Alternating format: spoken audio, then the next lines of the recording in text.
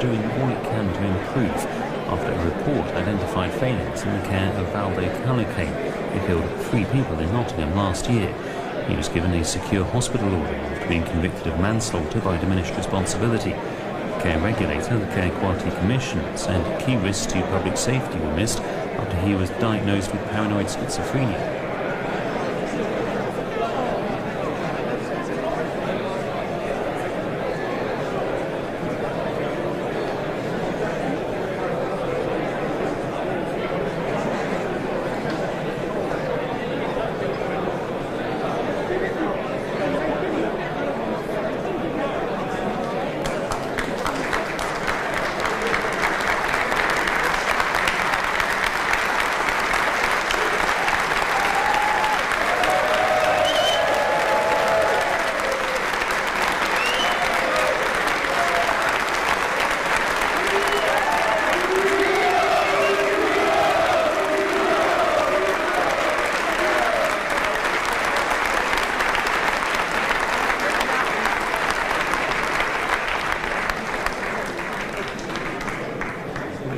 Ukraine's week-long military incursion continues. Moscow says it foiled fresh Ukrainian attacks, but Russian war blogs have mentioned ongoing battles. The Foreign Ministry in Kyiv says there's no plan to occupy Russian land. Dr. Patrick Berry is a defence expert at the University of Bath. The early days of these exploitations and breakthroughs essentially are where you get the most momentum. There's chaos in the enemy and they're trying to react. As it goes on, you run into more problems in terms of your own sustainment and also the risk then of kind of getting overexposed and being cut off.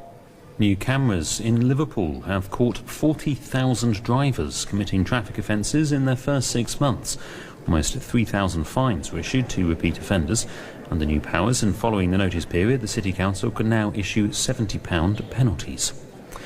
Plans to repair a lighthouse in the northeast of England have been approved. South Pier Lighthouse and Pier on South Shields was damaged during Storm Babette last October. It will now get a new roof, with lost and damaged sections of the parapet being rebuilt. The work will be carried out between now and October. Finally, a 2,000-year-old mosaic has been discovered during excavations at a Roman site in Shropshire. It depicts dolphins and fish and was uncovered during excavations at Wroxeter. Wyn Scott is from English Heritage. It's a very distinctive style, belongs to the early 2nd century. So we're talking about a time when Hadrian was emperor. So it's a mosaic floor, of probably a dining room, a posh dining room. It's got a beautiful grey banded border around the edge. Pictures on the BBC News website. You're up to date, it's 3 minutes past 7. Sports Special.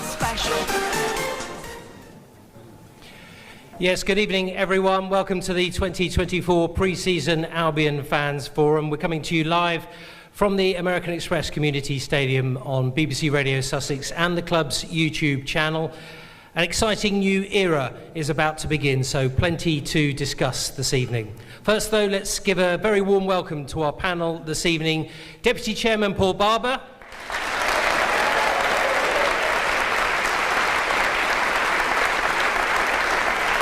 And of course, on my left, the man who takes charge for the first time in the Premier League this weekend, the new Seagulls head coach, Fabian Hürzeler.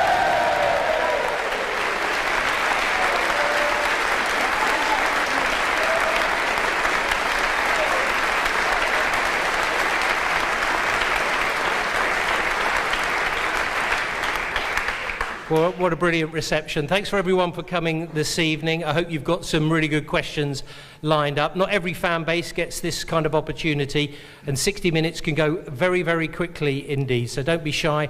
Raise your hand. Cameron will come round with the microphone.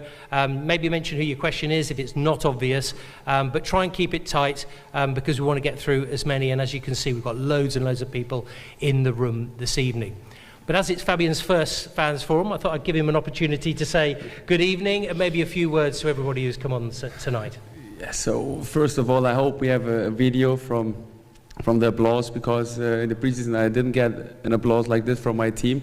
So thanks. No, it was a little bit similar after the game against Villarreal. I said to them, because they made a quite good game, that there will be 2 days off, so that the applause was not like this, like now, but similar. So. Yeah, so thanks a lot. First of all, I want to say for me, it's an incredible honor to be part of Brighton and Hove Albion Football Club.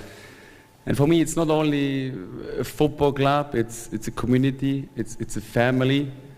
And I really want to say thank you for the very warm welcome you gave to me. From the first second I'm here, I felt the love, I felt your passion, your dedication for this football club. And I think that your support makes this football club so special and helps us to achieve our goals.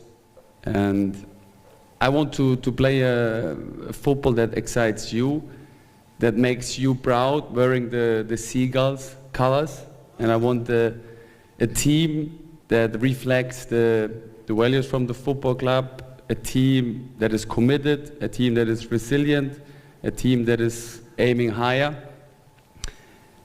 And I think I only can guess how important for you the club is. But I want to express one thing, that no matter if we play here in the Amex or away, I really appreciate your support. And I think that your voice, your energy will bring us forward. And I can promise you one thing. My team and me and also the player, we will give everything on the pitch. We will fight for every point. And we will try to never give up, to make you proud. And then, of course, it's like the Premier League is very competitive. We try to push our limits. We try to challenge for every opportunity. We try to continue build up on the foundation what was built in the last recent years, because there was immense. And then I'm completely convinced that with your support, with the potential of the squad, and with the belief from the club, we can make this season a season to remember. So I'm really looking forward for the season, and thanks again for your support.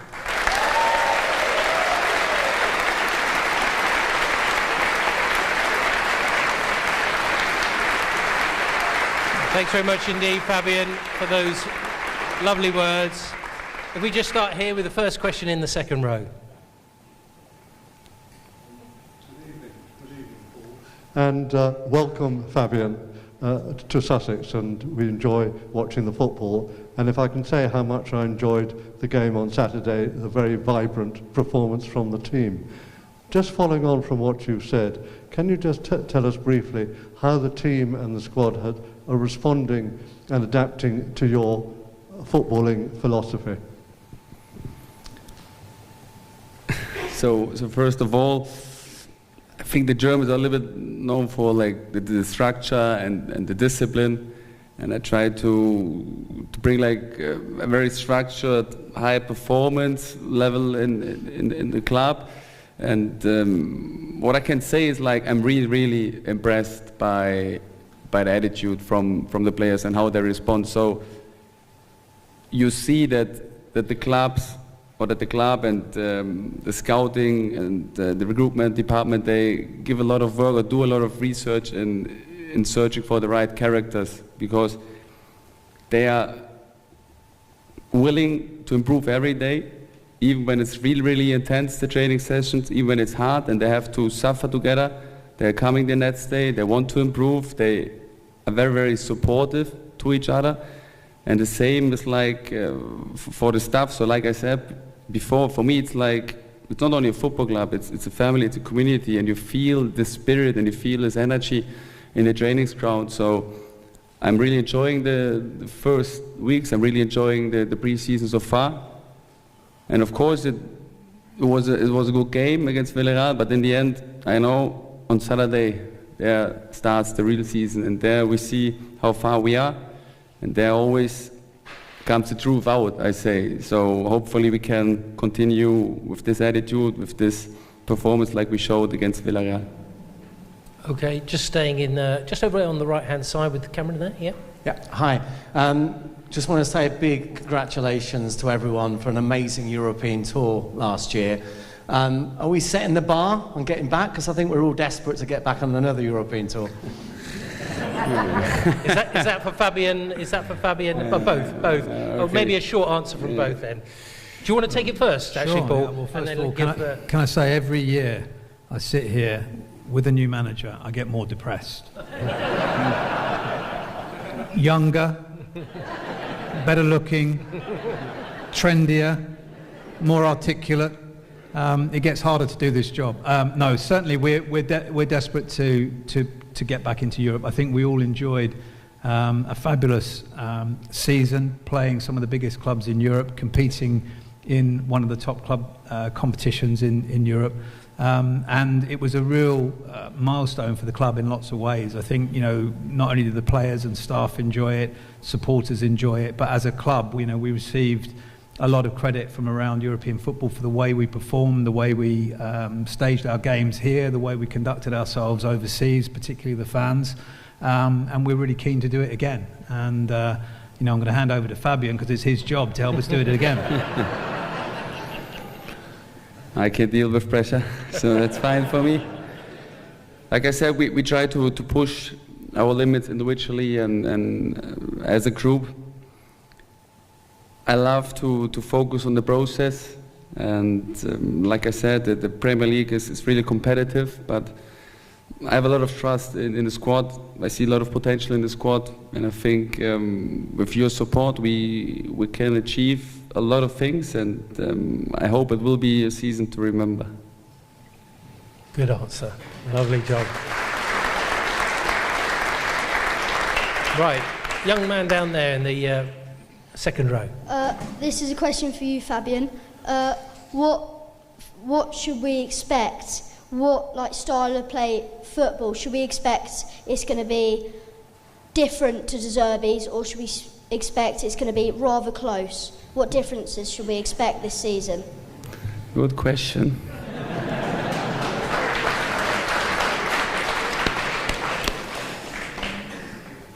So like I said, of course we try to continue build on the foundation that was built in the last years, and the philosophy, the identity of the style of play will be not similar, but there will be elements we will keep because they were really successful. And on top of that, I always try to bring intensity on the pitch, to transport an energy on the pitch that transport to you, so we can create an atmosphere in the MX that nobody wants to come and play here, and that's my goal. And therefore we need a lot of energy on the pitch, and it's always important.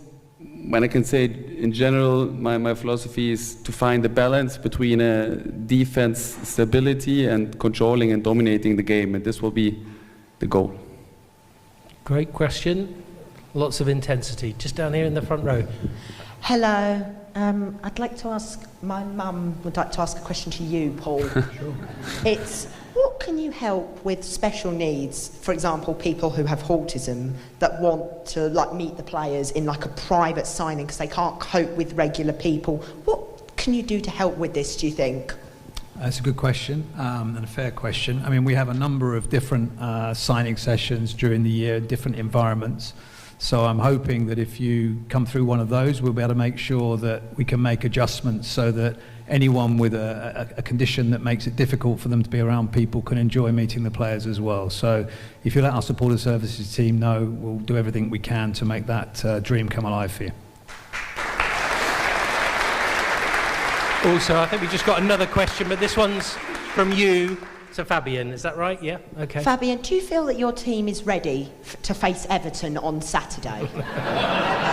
Blunt, to the point, the way we like it. I make it quick. Yes, we are.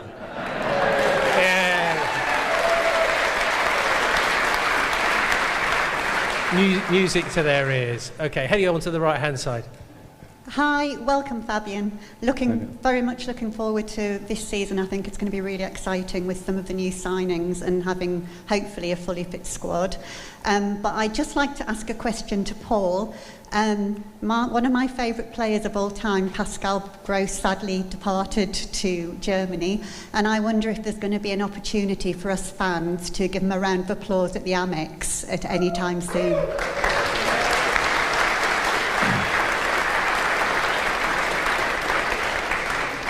I hope so.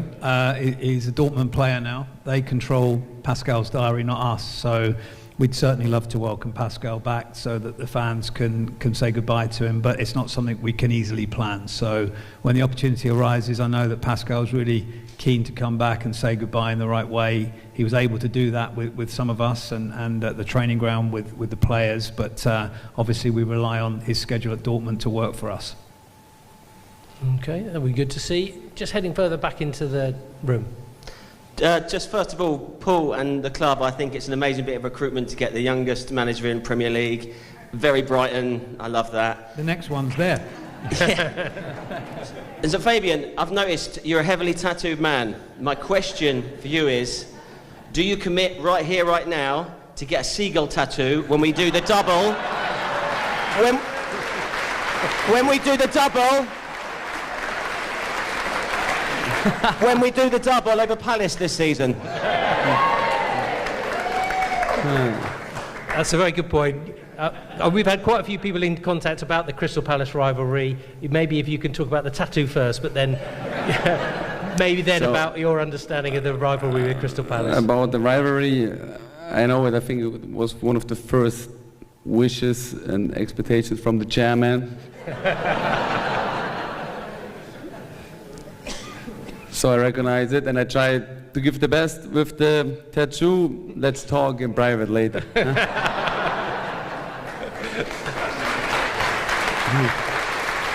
You were, of course, used to rivalry in Hamburg as well with St. Pauli. Was that a similar? What was that rivalry like? And what are your experiences of those over in Germany? So, actually, I could really experience by my own the rivalry between Crystal Palace and Brighton, because I was there in the game. It was in Crystal Palace and was standing in between of you and supporting the Brighton team, because I was there as a fan during my holidays in winter, and I really experienced the rivalry. But yes, we had in former times between St. Pauli and HSV a big rivalry, and I love these games. If everything stays like without violence, that's the most important for me, that everything is with respect and value to each other. Of course, there will be like a big meaning because of the game, but in the end, it's just football and it's just 3 points, and we should take care of each other. There you go. Just goes to show you should always look who you're sitting next to when you're in the away end, shouldn't you? Because it could be a future head coach. There you go. Okay, here. Hi, this one's mainly for Paul. At what point in the hiring process did you realise you wanted Fabian? That's a good question. Well, I think I listen.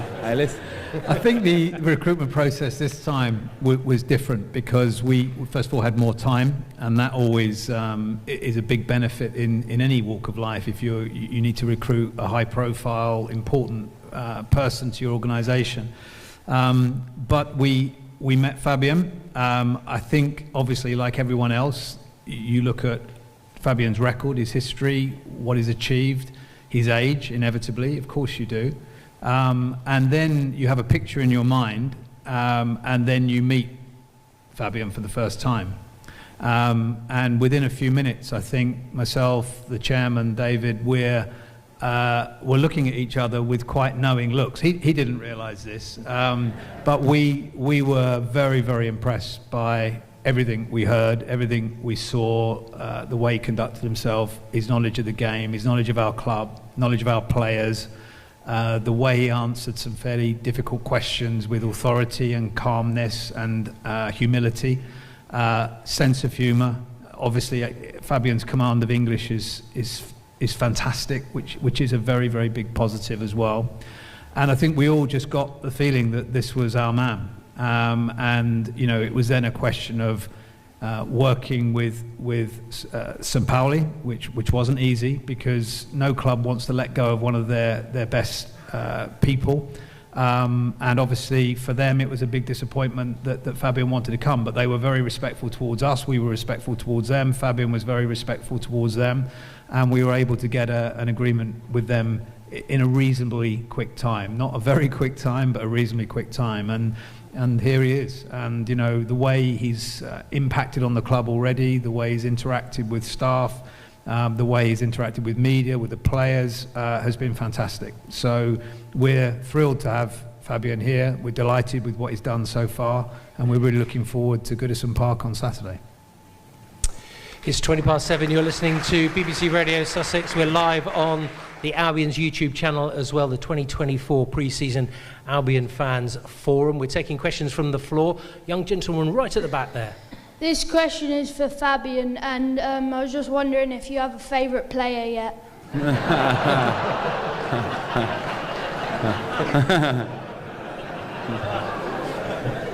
The one that scores on Saturday, I think.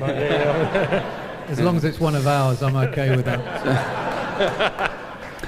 So for me, like, football is always a team sport, and an individual player can always only shine when a team is successful. So I always put the team first and then the individual player, and of course we have players in our squad that can make the difference. We have leaders in our squad, they're very important. We have players with incredible creativity on the pitch, so the mix, the balance is very good, and I have to disappoint you, I don't have a favorite player, but maybe after the game against Everton I have one. Good question. Okay.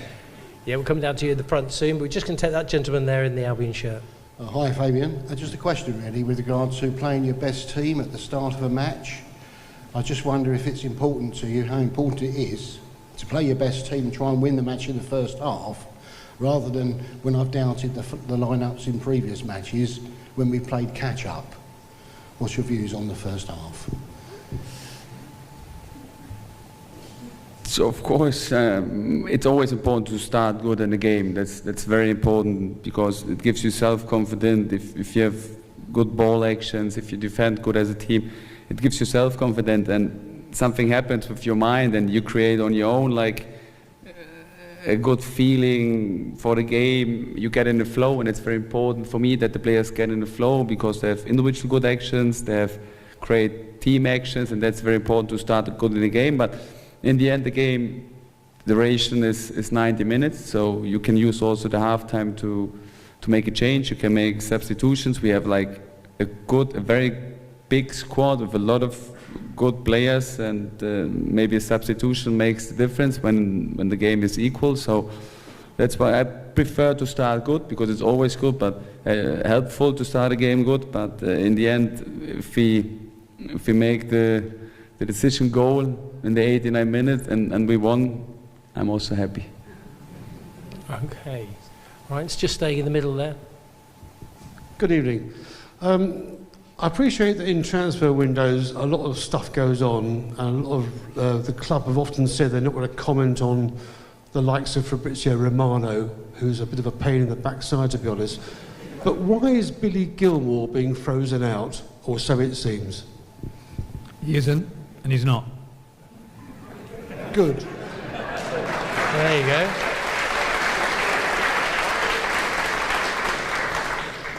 Got the thumbs up there from that question asker there as well. Paul, just while I've got you, because that camera's going to work its way around the room, just to maybe, we're here at the Fans Forum. What's the latest on the fan zone? Could you give us an update on where that's at? I know, obviously, everyone coming to the Amex can see the work is being done. We're a little bit behind schedule because UK Power Networks had a cable that ran right underneath where the fan zone's being built that only they can move. And if any of you have tried to work with the utility companies to get something done in your house, you know that it's challenging.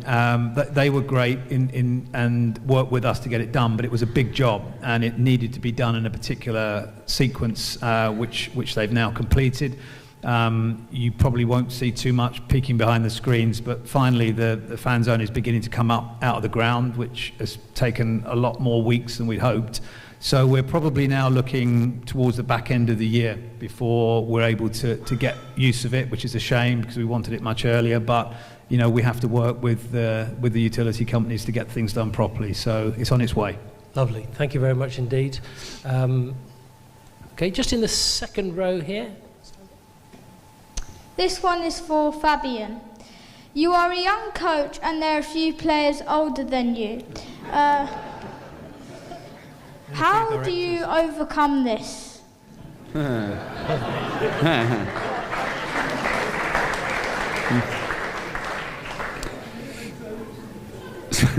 I hear this question a lot, so my answer is always the same.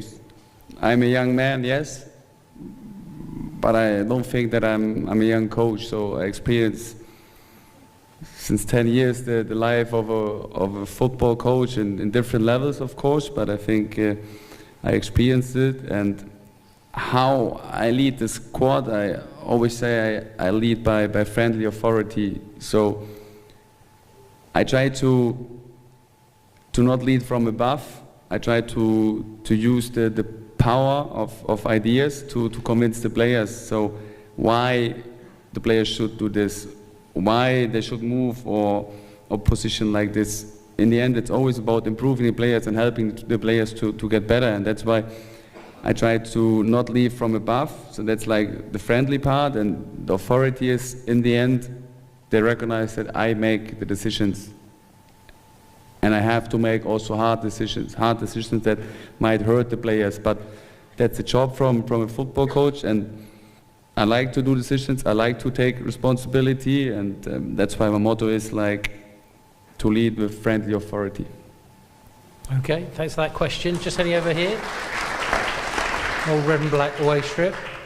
Hello, Fabian. I'd like to ask, given the success of Danny Rowe last year for Sheffield Wednesday, keeping them up when everyone presumed they were going straight down, and given the success of Thomas Tuchel at Chelsea and Jurgen Klopp at Liverpool, do you want to make a statement like them, and do you see Brighton as a stepping stone, or are you ready to make a change at Brighton? So first of all, I'm very happy for all the German coaches that they achieved things like this, especially with Danny Röhl. I made the pro license together with him, and I'm really happy for him. And the second thing, I'm here for the success of the club, and I don't have to shine individually. What I want to do is like improving the players, improving the squad, give everything I have, and that's what I will promise to you, that I will give everything I have for this club, for the success of the club, and hopefully we can achieve things together, and that's my job. And I don't see myself so important. I don't see myself as the most important man. For me, it's more like giving my knowledge, giving my passion to the players, to the club, and of course also to you. Okay. Okay. Nearly coming up to about half time, so keep them coming. Just on the right hand side. Hi, Fabian. Against Villarreal, we noticed in the second half especially, the press from the boys and the intensity was incredibly high the whole time. Do you think we can sustain that in the Premier League for the whole season against the top teams, playing that kind of football with the intensity and how high you're pressing? And would you change your tactics depending on the big teams in the Premier League? Of course, it should be our identity. If we can play it through the whole season, we will see. We train hard so that we can do it. But in the end, like I said, the philosophy is finding a balance between a defense stability and controlling or dominating the game in position. And defense stability means also like if there are moments in the game where you have to defend more in a low block, then we have to suffer together. And then we have still like very good transition players, so that we try to stand compact, win the ball, and make transitions. And that's what I mean, that the football game is so complex. So you need to defend in a high block, you need to defend in a low block, you need to find good solutions in possession, and we try to cover them all. And in the end, if we have to adapt to opponent or not, my philosophy is I want to dominate the game, and I think we shouldn't hide for anyone in the Premier League. We should be be respectful of the teams, of everyone, because everyone has his strengths. Every Premier League club has great players, but we should be self-confident and say that we try to keep our identity no matter against who we play. Okay. This is a question for Fabian. Welcome to Brighton, firstly. What's your biggest worry over the next season from what you see so far? I don't have doubts or worries. There you go. Supreme confidence. You don't need to worry about that one. Just while Cameron works his way... Oh, yeah, there you go. At the back on the right-hand side. Question for Mr. Barber, please, unusually. I'm a member of the North Stand Collective, who are consistently vocal during games, season ticket holder. If you were in my position, accepting there are some things you can't influence, such as train times and fixture changes, what would be the 3 things you find the most disappointing at the moment about the club? About the club? Wow. Most successful period in the club's history, not too much is the honest answer. I mean, I think there's always things you can improve about businesses generally, football clubs particularly. I don't think there's any one thing at the moment that we're super concerned about. Obviously, we want to continue to progress. We want to continue to improve. We want to play at the highest level consistently. We want the best atmosphere. We want to fill the stadium. We want to grow our revenues. We want to compete with the best clubs in Europe. All of those things take a lot of work from a lot of people and a combined effort between club, staff, players, coaches and fans and wider community. So all of those things are always going to have at different points, you know, stresses and strains, trials and tribulations. But hopefully, as you've seen in the last 12, 13, 14 years since we've moved here, quite a lot of good times as well. Paul, just on just 1 second. Just want to cover one that's been contacted us on a couple of occasions. Premier League, particularly Brian, wanted to know, because he couldn't make it for various different reasons, was due to come. Premier League games abroad, is it going to happen? How do you feel about it, and what's the future? Not something we're going to vote for. You know, there's always going to be... There's always going to be ideas about how to develop the sport, and you know, we're in a globally competitive industry. It's not just football that's competing for broadcasters' money, fans' time and attention, fans' money. There are many other sports, not just in this country but all over the world. So we can sit here and protect our own league, and we will and we should, but we also want it to be the best in the world, and sometimes that means we've got to consider ideas that maybe are unpalatable, but some of those ideas, in my opinion, are just a step too far, and this is a domestic league played for and watched by fans in England, and we're thrilled that fans all over the world watch the Premier League. It's fantastic, and we saw the reaction we got in Japan when we took the team there. But I think, you know, at this stage, certainly in the Premier League's life, and certainly I think in my career's span, you know, playing competitive Premier League games overseas, which would deprive our own supporters of seeing those games live, is a step too far. Okay.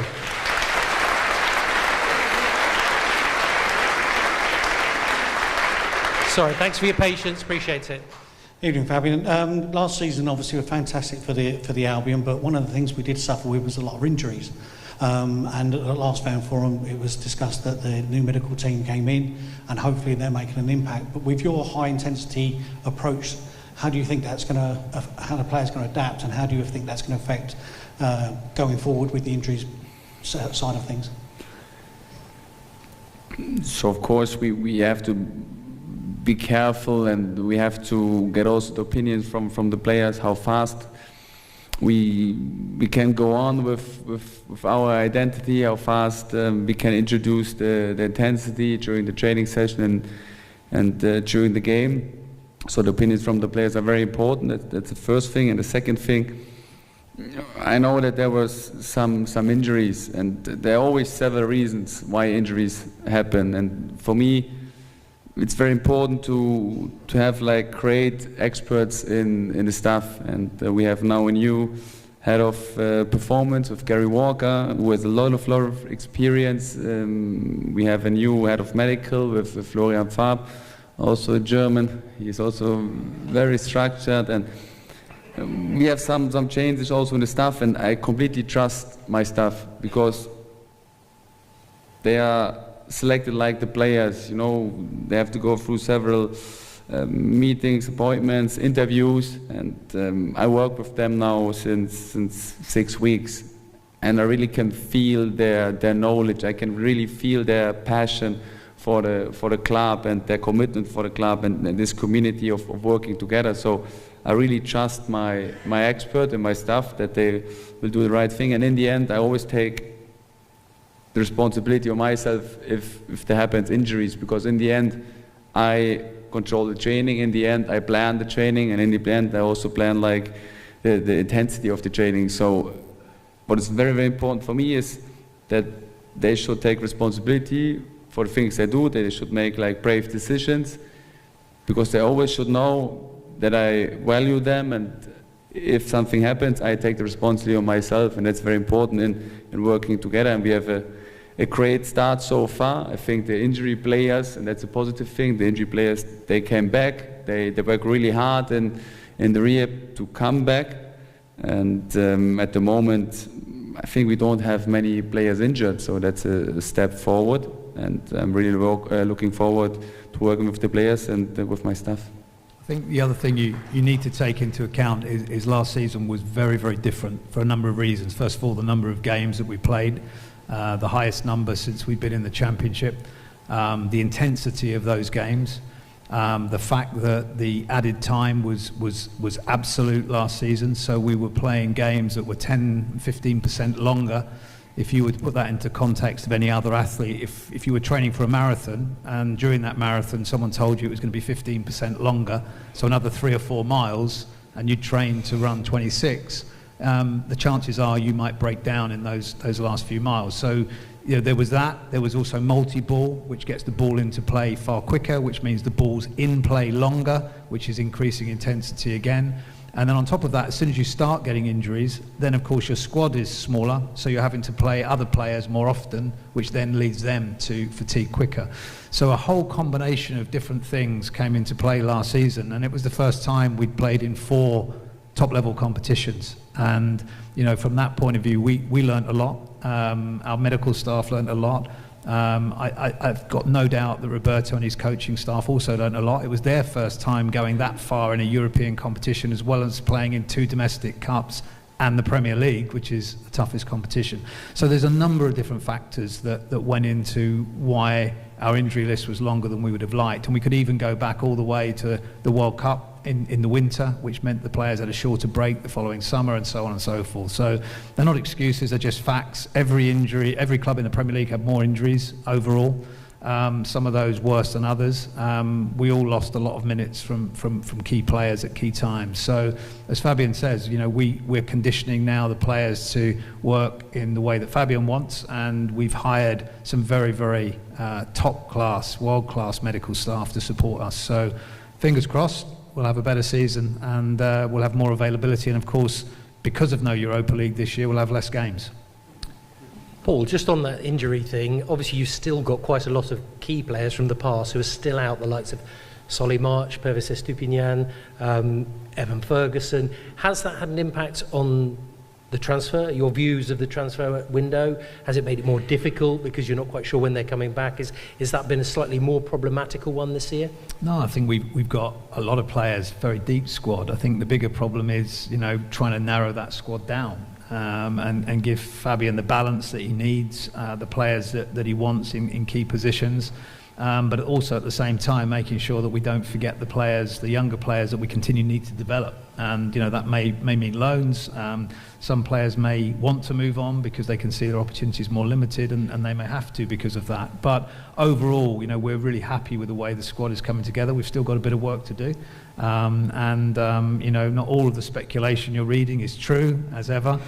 Don't believe everything you read from Mr. You-know-who. But there's still things we want to do. We say every window, and I know people think it's a line that we trot out because it's easy, but we do want to continue to strengthen the squad where we can and where it makes economic sense to do so. And most importantly, we want to give Fabian the squad that gives him the best chance of competing. Brilliant. Okay, just on the just by the aisle there. Hi, Fabian. Welcome to Brighton and Hove.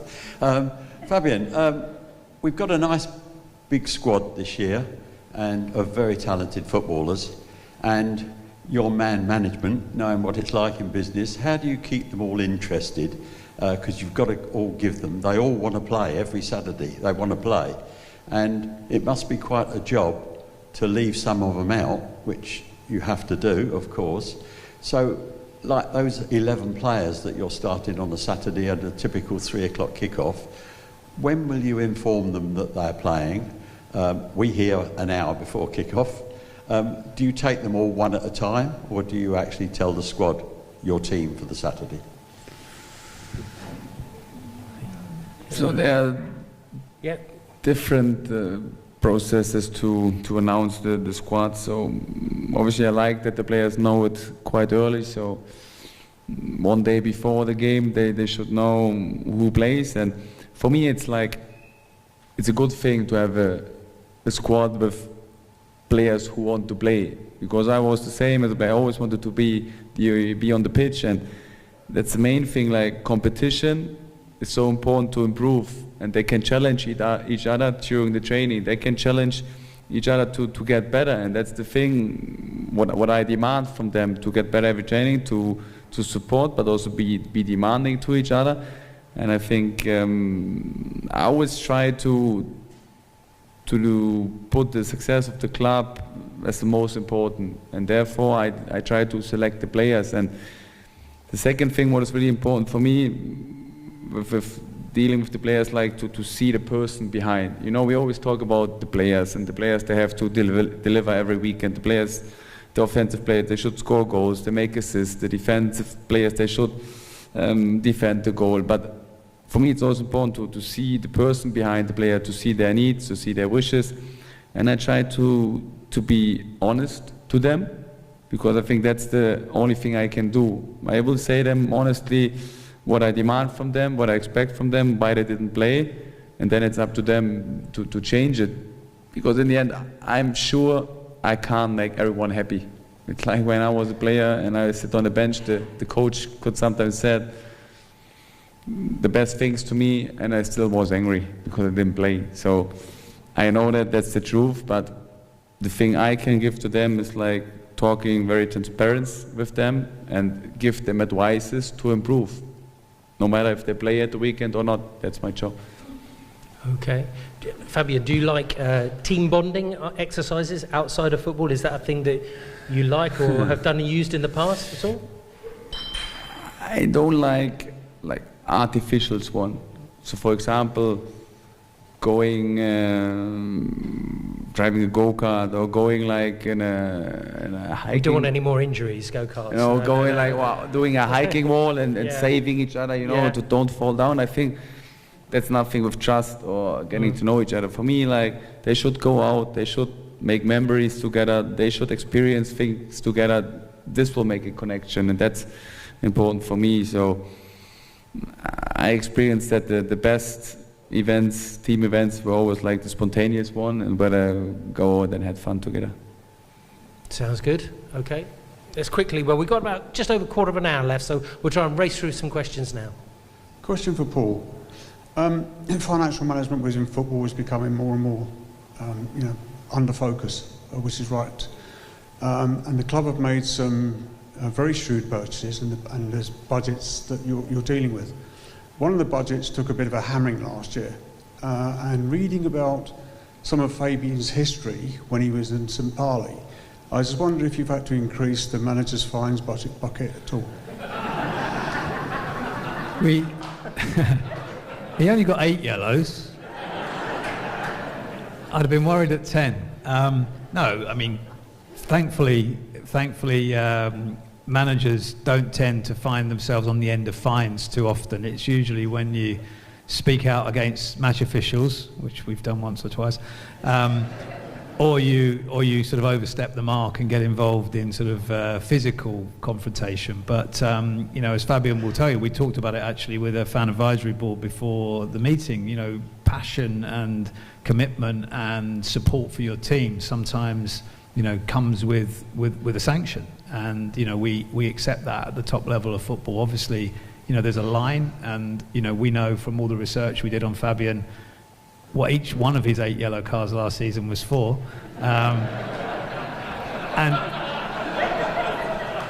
And he was open enough to explain each one of them to us in detail. But no, not worried at all. Okay, keep them going, right, just on the right-hand side there. Yeah, so I was going to ask a question about medical staff and injuries, but that's gone. So it's a bit of a light-hearted one for Paul. The last 3 or 4 seasons, our player of the season has left the club. Any plans to scrap the player of the season award? You vote for him, not us. No, I think it's going to be there. It's one of those coincidences in football that you get from time to time. Don't worry about it. Okay, poison chalice, wasn't it? Okay. Yeah. Hi, question for Fabian. I think I read that you came to watch a match at the Amex when we played Spurs. I'm pleasantly surprised that you just said that you went away to Crystal Palace and supported Brighton, which is great. But what made you come and watch Brighton? So, honestly, I like the football Brighton plays, and I was on exchange with Pascal. We know a little bit each other from the past, and we like to communicate things that are connected to tactical football things, football elements, and he's a player. He thinks a little bit like a coach, and I think one day he wants to be a coach, and that's why we were in exchange. And then I had time during my, I think I had off like 8 or 9 days, and I always wanted to see Premier League games, and that was the best opportunity and possibility for me to visit Premier League games. And I had luck with the schedule to see like 2 games from Brighton, and that's why I used the chance. Well, I think everyone's glad you got a ticket, that's for sure. Just over there, gentleman in the yellow. Mr. Paul, I've had medical issues in the past in games and had great support with your medical teams, and one was a heart condition, so that I was chuffed to bits. But what we do now have is a lot of apps for my medical condition, but I can't use them at the stadium because of the Wi-Fi and everything there is not allowing it to be done. Can that be looked into to help and make sure that we can use the apps? Diabetes and heart and everything else like that. I'm assuming that it's just the Wi-Fi network that is the problem, not... Yes. I mean, we continually boost it every year. The reality is that we've got 32,000 people in the stadium with a large number using it, and it's very difficult for Wi-Fi networks in stadiums to cope with excess demand if everyone's on at the same time, or they're downloading pictures, streaming video. We have a lot of young fans that like to watch the game and watch the screen and film everyone and send that film on to everyone, and then they miss a goal and then they have to go back and get that clip. There's so much that goes on in the stadium, so we're always looking to boost the Wi-Fi. We'll do what we can, but please, if you have a particular medical condition that needs specific guidance from an app, then please take care, because we can't always guarantee that the Wi-Fi is going to be available. Okay, just in the centre there. Question for Fabian. James Milner is 20 games from being the record number of appearances in the Premier League. Are we going to see him achieve that this season in a Brighton shirt? I hope so. So he's a great leader, great person, great character. He's amazing in being like a professional. It's unbelievable how he prepares to a game, how he prepares for a training, how he does regeneration after the training. So it's amazing to work with him together. I think I can also learn from him, from his knowledge, so it's very helpful that he's here, and hopefully he will make a lot of games for Brighton this season. What an incredible achievement that would be, that's for sure. Featured heavily in pre-season. This gentleman here's got a question. Good evening, gentlemen. It's great to be here again. We're Brighton and Hove Albion, and we've gained a reputation as a club that does things properly in the Premier League. A club that makes brave decisions, interesting decisions, sometimes surprising decisions, but properly run club. Can you share with us each, Tony, Fabian, one thing that you intend to do this season that is brave, interesting, and maybe surprising? Okay. So I can speak for Tony as soon as you ask the question to him. I'm Paul. I think the bravest thing we've done is appoint Fabian, which is, not brave in the sense we've got any worries about his age or anything, but I think, there are a lot of clubs that in the Premier League would have gone for a lot older coaches who perhaps had a lot more experience, but I think when you see quality, when you see commitment, when you see passion, when you see enthusiasm, when you see someone who really wants to take their career forward and take risks themselves, then you've got him in Fabian. So there's Tony's answer for you. I'm sure he's listening. Hello, Tony. Right at the back. Hi, Fabian. Hello. Should I answer on your question? Yeah. Do you want to just because the question you did roll two questions in one there, but we'll let Fabian answer the brave, interesting, creative thing that he was going to do as well. The most brave decision was to make the decision to come here, but I feel ready to do it. That's what they want to hear. Okay, far away. Sorry about that. Hello, Fabian. It's nice to see you, and for everybody else here, thank you very much for doing this. What's the latest on Solly March? Because he's had a bad injury, and when is he likely to come back? Do we know? Solly March. Yeah. I don't know exactly when he will be back. He's on the training pitch. He is doing rehab sessions. He's doing it quite good. So I would love to see him back as soon as possible, but I can't give you a clear announcement when he will be back. Okie dokie. We've got about 8 minutes to go, so let's keep them coming. Young lady there. Question for Paul. There was a mention last year that the club is looking for a new ground for the women's team. What's the latest with it? Great question. Thank you. Are you a young player? Excellent. Okay. So this stadium that we want to build is going to be for you then in a few years' time. We're getting closer actually to finding the land that we want for the stadium. We want it to be as close as possible to here. We want obviously for it to be in Brighton. We want to try and make sure the stadium is designed for female athletes because there are different characteristics that we want to build into the stadium in lots of different ways to give the team the best chance of success. So we're getting closer.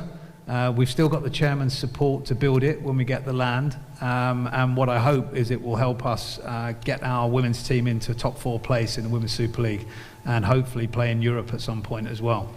So it'll be a great thing to look forward to.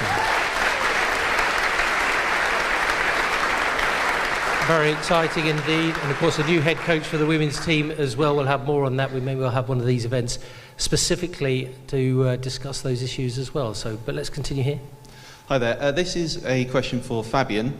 Last season we saw the emergence of Jack Hinchelwood, and the one before that we saw Evan Ferguson, both academy graduates. My question is, how much do you value bringing players up from the academy to play in the first team in the Premier League when, every year we seem to be improving our squad? Is it something that you really still want to push? Yes. So I think football is not the thing of age, it's about quality, and if the young players they bring quality, and in case like Ferguson and Hinchelwood, they have like an incredible quality. Jack Hinchelwood is back in training now. He made a great appearance here against Villarreal, so I'm happy that he's back. Ferguson is also a great character. I had some talks with him, so of course I try to push young players, because in the end it's also like the philosophy of the club to work with players who have big potential. Brighton and Hove Albion has a really good academy. They have like great coaches. I got to know them. They have amazing knowledge, so I'm really looking forward to work with young players and hope that we can continue this road. Okay, let's put on the far right-hand side. Hi. Roberto De Zerbi openly admitted he didn't take the Carabao Cup that seriously in his first season, and we were dumped out by a team 2 divisions below us. But with the Wembley appearance and the way into Europe, can you assure us that you'll give it a good go this year so I can get my train tickets booked?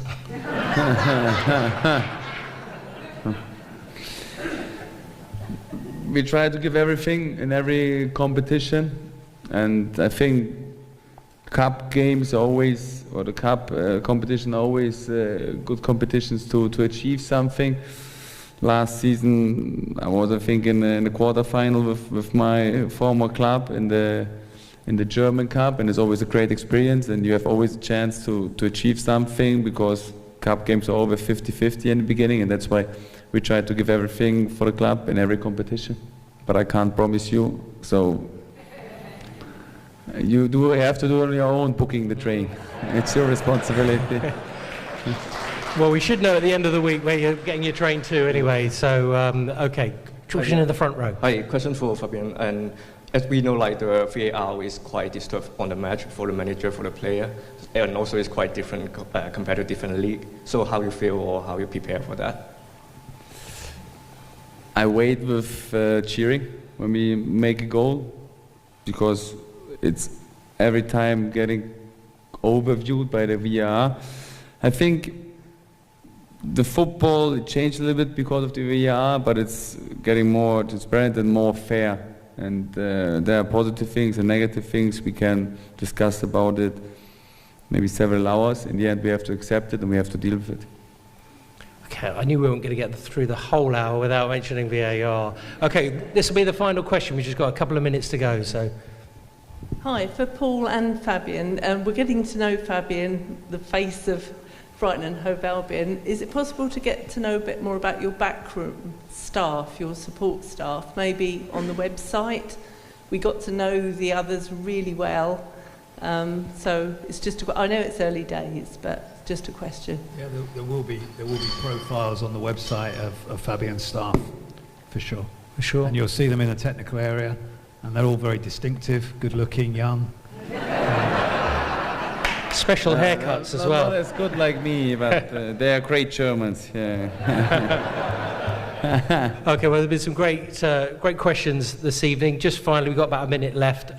Fabian, do you want to just say a few words? Obviously, Albion start their campaign this weekend at Goodison Park. Could be the final ever trip to Goodison Park in that stadium.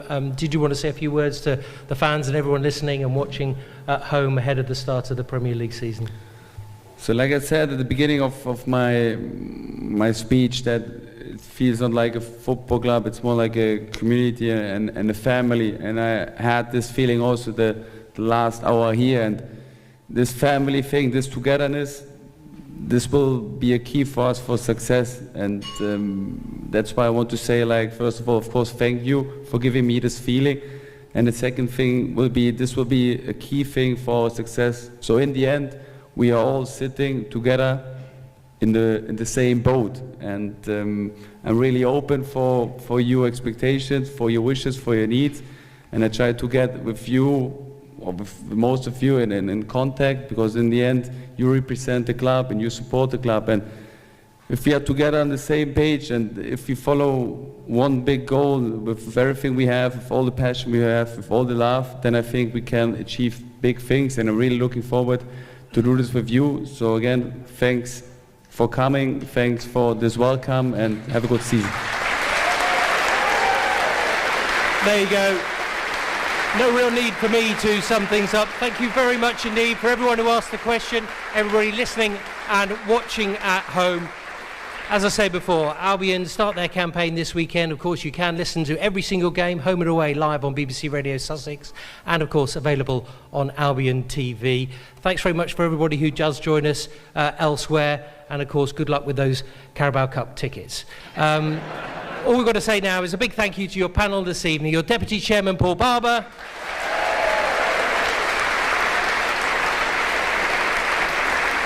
and a big round of applause for the Albion head coach Fabian Hertzler. Thanks very much for listening. We'll see you next time. Good night.